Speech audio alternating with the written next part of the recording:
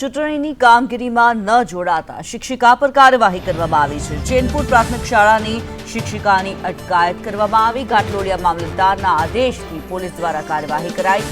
બીએલઓના કામમાં ન જોડાતા અટકાયત કરવામાં આવી છે। ત્યારે શિક્ષિકાએ કામગીરી ન આપવા રજૂઆત કરી હતી। રજૂઆત બાદ પણ શિક્ષિકાને જવાબદારી સોંપવામાં આવી।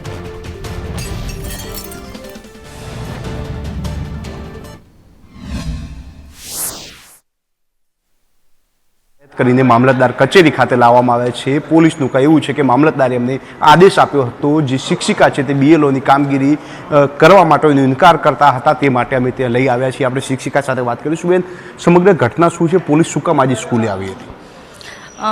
એ તે એમ કે છે કે તમે અહીંયા મારો વિસ્તાર જે છે એ ગોતા વંદે માતરમ રોડ, ત્યાં જે મારો જે નિયમ આવે છે ગુજરાત અર્વાચીનના નિયમ પ્રમાણે એમને મને મારો ઓર્ડર કર્યો હોત તો હું કરવા માટે તૈયાર છું, પણ એમને મારા વિસ્તાર અને મારા સ્કૂલના વિસ્તારથી ઘણે દૂર મને મૂકેલી છે। શું પ્રોબ્લેમ હતો જેથી તમે વિસ્તારથી દૂર જવા માટે ઇનકાર કરતા? મારા ઘરે જો નાના બાળકો છે, પછી દાદી સાસુ છે જે ગરડા છે, 90 વર્ષના છે, સાસુ સસરા છે, સાસુને ગઈ સાલ જ હાર્ટનું ઓપરેશન કરાયેલું છે, તો એ બધી જવાબદારીમાં છું। સ્કૂલમાં નોકરી કરવાની છે, ઘરનું કામ, એટલે બધે પહોંચી વળવું સમર્થ નથી મારા માટે। એટલે નજીકમાં જો ઓર્ડર હોય ને તો હું ગમે ત્યારે કરવા જઈ શકું એમ। આ બાબતે તમે અગાઉ મામલતદારને કોઈને રજૂઆત કરી હતી, એવી કોઈ ચર્ચા થઈ હતી? રજૂઆતમાં જવાબમાં એ સાહેબને અગાઉ જ મોકલેલું હતું, પણ એમને મારી રજૂઆત અમાન્ય ગણી દીધી અને અત્યારે હાલ પોલીસને મોકલી દીધી છે એમને। ચોક્કસથી બેન, અત્યારે મામલતદાર કચેરી તમે આવ્યા છો તો શું તમારે મામલતદાર સાથે કોઈ વાત થઈ છે? પોલીસ સ્કૂલમાં આવી હતી તો પોલીસે આપને શું જાણ કરી?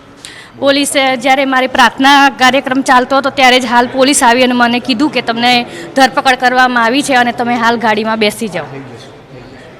ચોક્કસથી જે શિક્ષિકા હતા તે અત્યારે મામલતદાર કચેરી આવી પહોંચ્યા છે। તેમને પોલીસ અટકાયત કરીને લઈ આવી છે। તેમની એક સાચી માંગ હતી કે તેમની સ્કૂલની 2-3 કિલોમીટરમાં જો તેમને ડ્યુટી આપવામાં આવે તો તેમને કરવામાં કોઈ ઇનકાર નથી, કારણ કે તેમના જે સાસુ છે તેમને ઓપરેશન છે, તેમના દીકરાઓ છે તે નાના છે, પરંતુ દૂર ડ્યુટી હોવાથી તેઓએ મામલતદારને વારંવાર અગાઉ રજૂઆત પણ કરી હતી।